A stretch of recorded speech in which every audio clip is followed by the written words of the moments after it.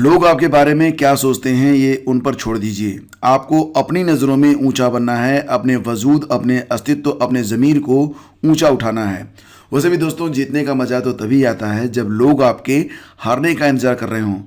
नमस्कार, good morning, बहुत बहुत स्वागत आप सभी का स्टडी विद ज्ञान प्रकाश में। दोस्तों, आज 24 जनवरी 2021 स्टार्ट करेंगे आज की मॉर्निंग न्यूज। और आपको रिमाइंड करवा दूं कि अगर आप शिक्षक भर्ती परीक्षा, लेखपाल भर्ती परीक्षा या फिर समूह की होने वाली 50,000 भर्तियों के साथ साथ पीसीएस या फिर अगर आप समीक्षा अधिकारी तैयारी कर रहे हैं तो इसके लिए प्रतिदिन सुबह 5 बजे आपको चैनल पर स्टडी विद ज्ञान प्रकाश पर सबसे टॉप वे में जो करंट अफेयर्स के वीडियोज़ हैं वो अवेलेबल करवाए जा रहे हैं। तो आपने अभी तक वॉच किया या नहीं किया, जरूर वॉच करिएगा। लिंक मैं दे दूंगा वीडियो के डिस्क्रिप्शन में। इसको अपनी आप आदत बनाइए कि प्रतिदिन सुबह उठकर 5 बजे आप करंट अफेयर्स के इस वीडियो को वॉच जरूर करेंगे। तो बात करेंगे यूपी टीजीटी पीजीटी 2020 के बारे में, जो लेटेस्ट अपडेट है। तो फिलहाल फ्रेंड्स, यहाँ पर अब जनवरी का अंतिम सप्ताह भी शुरू हो गया है। आज 24 जनवरी है और अभी तक कोई भी अपडेट निकलकर पुख्ता रूप से सामने नहीं आई है कि यूपी टीजीटी पीजीटी का जो नोटिफिकेशन है, जिसके बारे में कहा जा रहा था कि जनवरी के अंत में इसका नोटिफिकेशन आ जाएगा, तो इसके बारे में अभी तक कोई भी जानकारी नहीं है। तो क्या ये नोटिफिकेशन इस सप्ताह आने वाला है? इसके बारे में बस यही जवाब है कि इसके बारे में अभी कुछ भी ऑफिशियली पता नहीं है।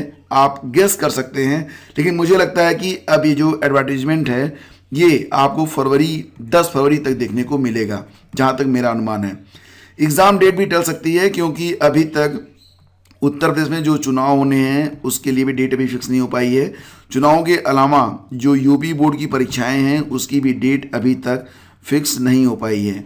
तो ये जो परीक्षा पहले अप्रैल में होने जा रही थी ये आगे भी जा सकती है। लेकिन दोस्तों, क्योंकि इस बार आपको अपना सिलेक्शन लेना है और 2021 में जितनी भी वैकेंसीज आनी हैं उन्हें हर हाल में पूरा होना है, तो वजह आप जानते हैं। तो यहाँ पर आपको जो है अपनी तैयारी अभी से स्टार्ट करनी है, क्योंकि प्रतिभाएं दिन प्रतिदिन बढ़ती जा रही हैं और आपका जो कंपटीशन है वो काफ़ी टफ होता जा रहा है। बात करेंगे यूपी टीजीटी पीजीटी सिलेबस के बारे में, तो आपको यही बस सूचना देनी है कि सिलेबस में कोई भी बदलाव नहीं होगा। आपको अपने विषय को बहुत अच्छे से तैयार करना है। 6 to 12 तक का जो पाठ्यक्रम है आपका, जो भी विषय आपके हैं उसको आप अच्छे से पढ़ लीजिएगा। उसके बाद प्रैक्टिस सेट लेकर अच्छे से तैयारी करिए। इस बार सफलता आपको ज़रूर मिलेगी। आगे बढ़ते हैं, चलते हैं अगली खबर पे। खबर यह है कि 69,000 भर्ती में अंक समान होने पर जन्मतिथि से आवंटित होंगे विद्यालय। तो ये पुराना नियम है, लेकिन ये दोबारा से यहाँ पर मैं आपको बता रहा हूँ कि अगर 69,000 शिक्षक भर्ती में 2 अभ्यर्थियों के जो अंक हैं वो समान होते हैं तो जन्मतिथि यानी कि जो सीनियर होगा उसको जो है सबसे पहले विद्यालय आवंटित होगा। और अगर जन्मतिथि यानी कि डेट ऑफ बर्थ के साथ साथ जो उनके अंक हैं, मार्क ये भी समान हो रहे हैं, तो यहाँ पर अल्फ़ाबेटिकली उनको जो है अलॉट किया जाएगा स्कूल। मतलब जैसे किसी का नाम अगर आलोक है तो उसको पहले मिलेगा, अगर किसी का नाम विनोद है तो उसके पहले, ठीक है। तो इस प्रकार से अल्फ़ाबेटिकली इसे जो है निर्धारित किया जाएगा। और ये भी कि सबसे पहले जो दिव्यांग महिलाएं हैं उनको जो है दी जाए, मतलब मौका मिलेगा। उसके बाद जो महिलाएं हैं उनको मौका मिलेगा। तीसरे स्थान पर आएंगे वो लोग, दिव्यांग महिलाओं को पहले स्थान पर, दिव्यांग पुरुषों को दूसरे स्थान पर, ठीक है। इसके बाद महिलाओं को, उसके बाद फिर लास्ट में जो सुगठित पुरुष होते हैं उनको मौका दिया जाएगा। तो इस प्रकार से ये भर्ती प्रक्रिया होगी। 4 दिसंबर तक हर हालत में जो नवनियुक्त शिक्षक होंगे उनको अपना कार्यभार जो भी विद्यालय उनको आवंटित होगा वहाँ पर जाकर ग्रहण कर लेना होगा।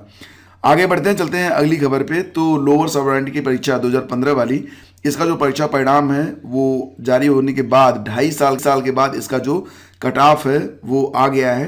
फिलहाल फ्रेंड्स, आयोग ने जो कट ऑफ अंक जारी किए हैं उसके अनुसार प्रमुख रूप से उप कारापाल पद के लिए अनारक्षित श्रेणी का अधिकतम यानी कि न्यूनतम कट ऑफ 308 से 290 के बीच में, यानी कि 308 से 290 के बीच में जो लोग अंक प्राप्त किए हैं उनको उप कारापाल का जो पद है वो मिला है।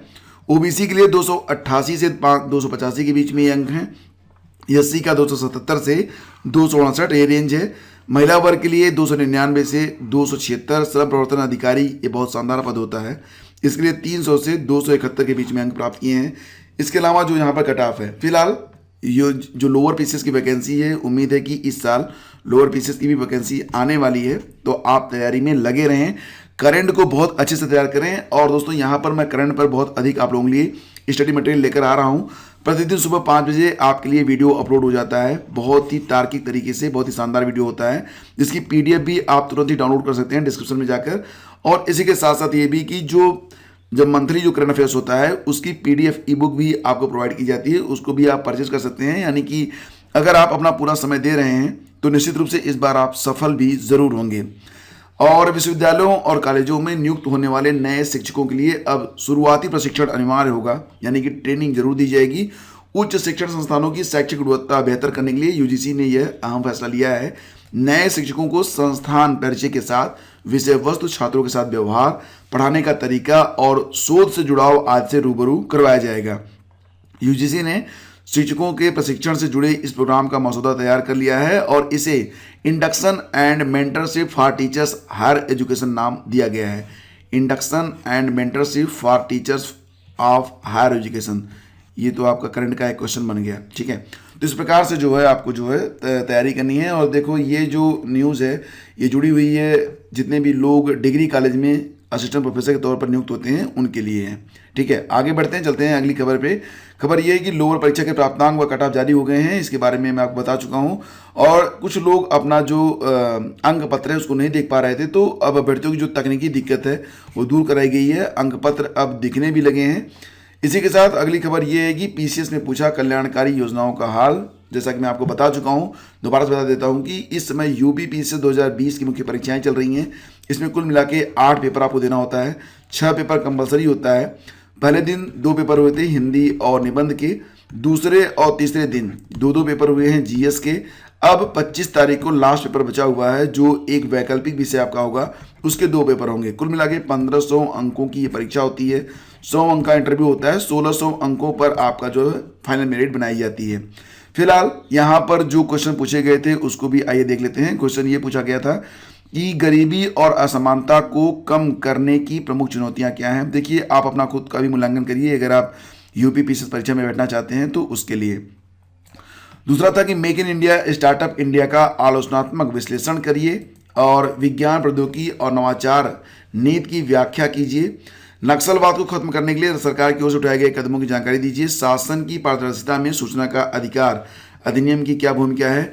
लोक सेवक शब्द से आप क्या समझते हैं। गीता का अनासक्त योग लोक सेवकों को क्या संदेश देता है। तो ये चीजें आपसे पूछी गई थी UP PCS 2020 की मुख्य परीक्षा में। क्वेश्चन पेपर अगर आप देखना चाहते हैं तो आप studyvidgyanprakash.com पर आकर क्वेश्चन पेपर को देख सकते हैं। आगे बढ़ते हैं, चलते हैं अगली खबर पे। नवनियुक्त शिक्षक 4 फरवरी तक स्कूल कर लेंगे ज्वाइन। तो यहाँ पर ये वही खबर है जिसके बारे में हम डिस्कस कर चुके हैं। दोस्तों, यहाँ पर जो क्लिप आप देख रहे हैं, जब हमारे कुछ टीम के लोग हैं जो अलग अलग न्यूज़पेपर को पढ़ते हैं, सभी न्यूज़पेपर को पढ़ते हैं, और ये जो क्लिप होती है उसके सामने आपके सामने फिर रखी जाती है। तो कभी कभी जो अलग अलग न्यूज़पेपर की क्लिप होती है वो रिपीट हो जाती है। पहले आपके फेयर में पंचायत चुनाव और बोर्ड परीक्षाएं। तो यहाँ पर पंचायत की परीक्षा पहले होगी या UP बोर्ड की हाई स्कूल और इंटर की परीक्षा। तो सूबे में होने वाली दोनों इम्तिहान खासे अहम हैं, एक दूसरे पर निर्भर। बोर्ड परीक्षा तभी होगी जब माध्यमिक कॉलेज परीक्षा के केंद्र बने और पंचायत चुनाव के मतदान केंद्र भी इन्हीं कॉलेजों में बनेंगे। तो यहाँ पर अभी तक डिसाइड बिल्कुल भी नहीं हो पाया है। बोर्ड प्रशासन ने शैक्षिक कैलेंडर में लिखित परीक्षा मार्च और अप्रैल में कराने के संकेत दिए थे। संयोग से इसी बीच पंचायत चुनाव भी होने हैं। इन्हीं 2 माह में बोर्ड ने 2 तरह के कार्यक्रम फौरी तौर पर तैयार किया है। यदि पंचायत चुनाव अप्रैल में होता है तो परीक्षा मार्च के दूसरे पखवाड़े में हो सकती है। यदि चुनाव अप्रैल के पहले हफ्ते तक पूरा होता है तो परीक्षा उसके बाद कराई जाएगी। फिलहाल बोर्ड सचिव ने कहा है कि शासन जैसे ही कार्यक्रम मांगेगा बोर्ड तैयारी के अनुरूप उसे ये कार्यक्रम भेज देगा। फिलहाल इसका जो सीधा प्रभाव है वो UP TGT और PGT की परीक्षाओं पर भी पड़ना है। तो अप्रैल में नहीं बल्कि मई और जून में ये परीक्षाएं हो सकती हैं अगर बहुत जल्दी हुआ तो फिलहाल आपको तैयारी अच्छे से करते रहना है और विज्ञापन बहुत जल्दी हो सकता है आपको देखने को मिले। मैक्सिमम 10 to 15 डेज में आपको विज्ञापन देखने को मिल जाएगा। तो दोस्तों, ये थी आज की सीरीज और उम्मीद करता हूँ कि आपको ये वीडियो पसंद आया होगा। इसे लाइक और शेयर आप लोग कर दीजिएगा। मिलेंगे हम आपसे अगले वीडियो में। आगे दीजिए, नमस्कार, जय हिंद।